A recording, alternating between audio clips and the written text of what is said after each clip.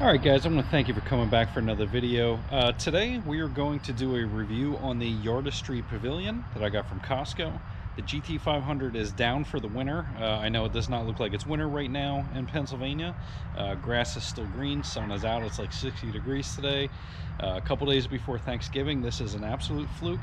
But again, GT500 is broken, and I've been meaning to do a video on the Yardistry Pavilion that I got from Costco, so let's get into it. Alright, so as you guys can see, I went with the Costco Yardistry Pavilion. This is the 12 by 14 pavilion.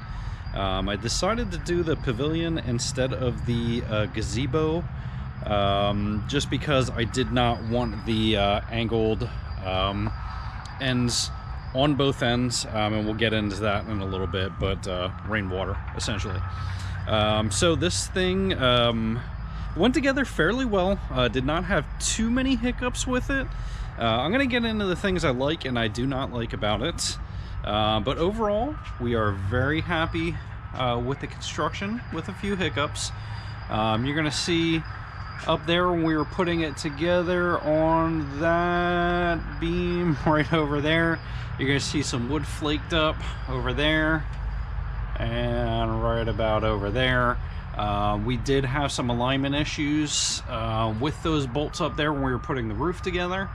Everything else went really smooth, but we did really have a problem there. We had to open up some bolt holes, and getting the roof up wasn't the easiest at all. The only other issue I think that we had, there was some confusion with this brace right here, those main braces for the roof. Otherwise, everything went together smoothly. You're going to see we have this on concrete, and you're going to see I did not bolt this down to the concrete. I was all ready to get anchors and bolt this thing down, but assembled, this thing is somewhere in the vicinity of 800 pounds. We have been through, I've had this up since I want to say late spring, so I want to say like April, May, maybe this has been set up, and we have had some nasty storms since then. As far as I can tell, this thing has not moved at all. Still looks straight. We bumped it out to, I don't know, 8 or 10 inches off of the back of the patio, and everything still looks to be in place, so I do not have any complaints about it moving. One thing I will say is and I don't know if this is going to be with all woods or cheaper woods, but if you guys can see, there's a lot of cracking going on there. And again, I know this is probably going to go on with all woods, but a lot of it was pretty quick. Now again, this has been up for quite a few months. Some of the things that happen immediately were things like that, where the wood just started getting these fine cuts. I don't know if cuts is the word, but it looks like they are surface level and they are getting ready to chip off. I could get my fingernail up there and peel that back a little bit and show you, but I'm going to try not to do that.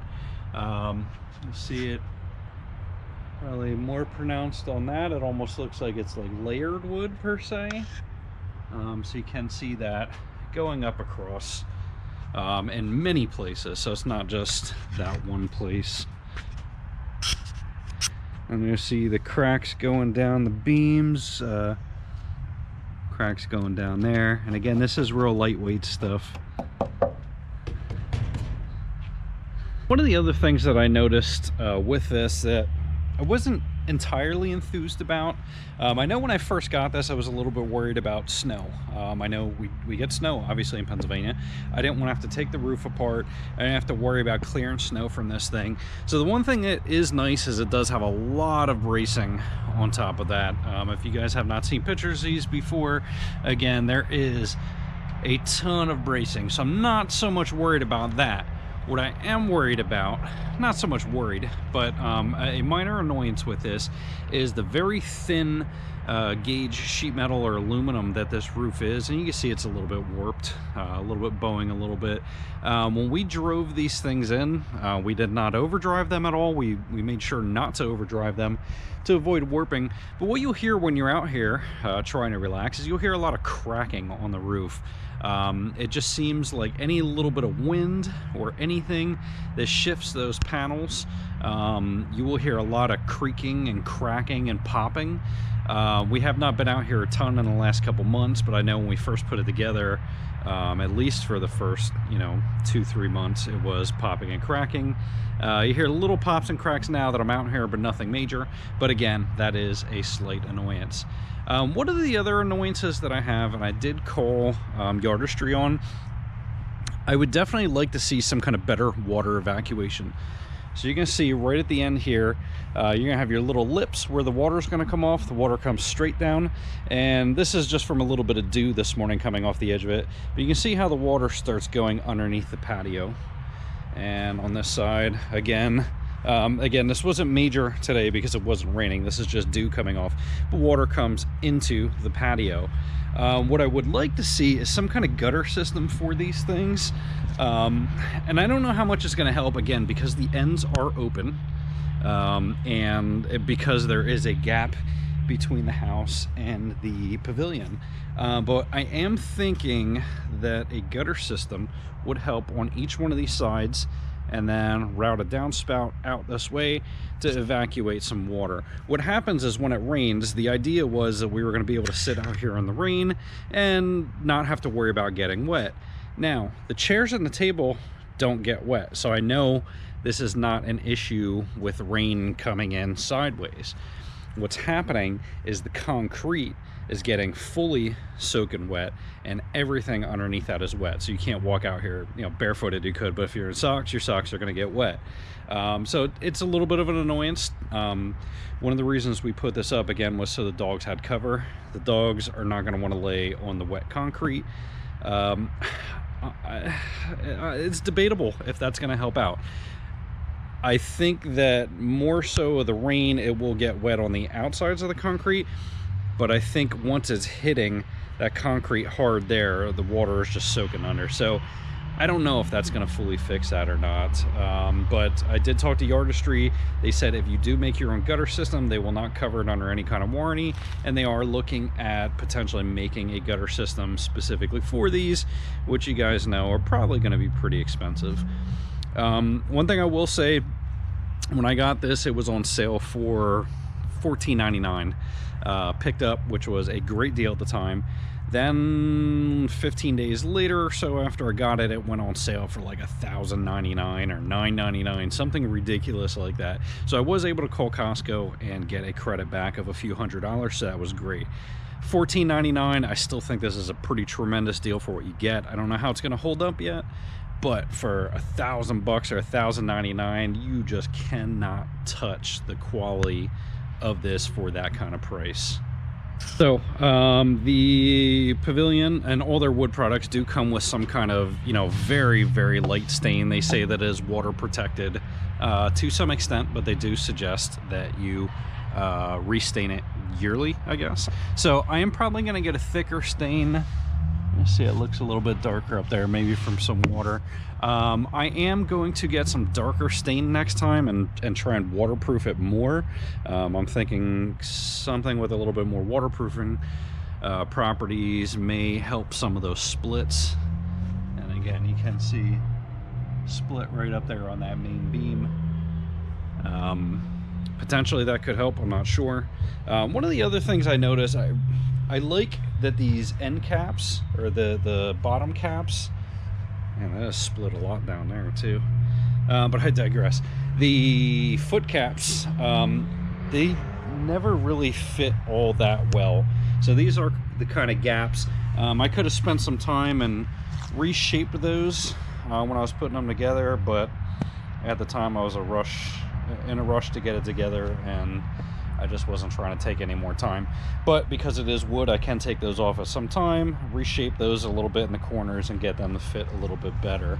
And then also, if I decide to bolt those down, I do have the ability to bolt down some anchors and get this thing permanently attached to the patio. However, again, this thing is 800 pounds or so. This thing is not going anywhere. It is very solid. One of my friends who is also a big guy, you might see him on the channel before, James, he actually was doing pull-ups before we put the roof up. He was doing pull-ups on these cross beams. So they're solid. I wouldn't suggest doing that, but he did, you know, 2 or 3 pull-ups on it just to show me that thing can hold some weight, and he's a pretty big muscular guy. The only things I've added to this, you're gonna see my cafe lights going all the way around. I got these from Amazon. These are multicolor LED cafe lights. They were a little expensive. I think they were like 180 bucks, but they do have a lifetime warranty. They are outdoor rated. So far, we really enjoy having those. We use those all the time when we're out here having fires. So we've added those. Those just simply screw into the braces, and then I have the power inverter and the plug tucked up in that corner there. My wife likes to hang these little doodads every once in a while to hang planters out here. That has not been an issue. I added this fan, which we have actually not used. I think this was like 100 bucks from Lowe's, an outdoor fan.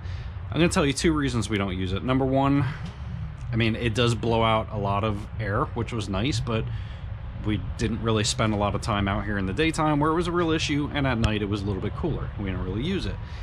Second issue is power. So we have the line routed down there. Now what we got to figure out here, usually if I was going to test it, I would unplug the lights and get the power over there and do an either or. So I need to get some kind of adapter up here where I can plug in multiple electrical sources and then be able to run it off of this electrical line right here. What I would like to do is put some kind of conduit of some sort on the underside of the siding, or run that down the corner, or run it around the corner of the end of the slab, and then run a line down out this way, run it in, and then up. Try and clean it up a little bit. Again, I'm still on the fence with that. I'm not sure what I wanted to do. I wanted to get an actual electrical outlet on here somewhere, and be able to have the ability to do multiple things. With those lights, I did get a like a smart outlet that is Alexa enabled. I don't have Alexa, so I can do it through my smartphone, but I wanted to be able to run the fan and the lights all off of the same power source, because this guy doesn't have a remote. When you want to turn it on and off, you have to actually reach, which is a little out of my reach, to turn it on and off from that twist dial. So that is another one of the reasons we have not used this that much yet. Now, space-wise, you guys can see there is a pretty decent amount of space. Initially, we were going to do the whole, we were going to do a roof off of the house and go out from, you know, each end of the patio. We were getting quotes of $10,000, $12,000 to do that.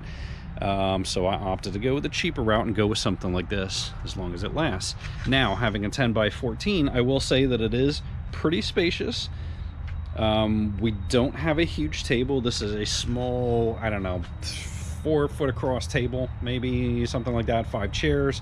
I keep the grill out this way. Another reason why I decided to bump the gazebo, or not gazebo, the pavilion out, was because of the steps. I was going to try and bump this up to the house, but the problem is this bar coming out of the patio doors. That bar would have been, you know, obviously you can see it's pretty decent bit lower, so you'd hit your forehead on that. More importantly, I didn't want to bring this in, you know, potentially 5 feet just to have the steps covered, and then you're losing 5 feet into the pavilion area. So that is why I chose to do it out from the house. Initially, when I was getting this with this open design, the thought process was to bring it in close to the house, have, you know, the bump out from over the kitchen into this, and then, you know, fix the water flow, which is the whole reason why I didn't go with the gazebo. But again, it did not work that way because this is more elevated than this is, so that kind of threw a wrench in things.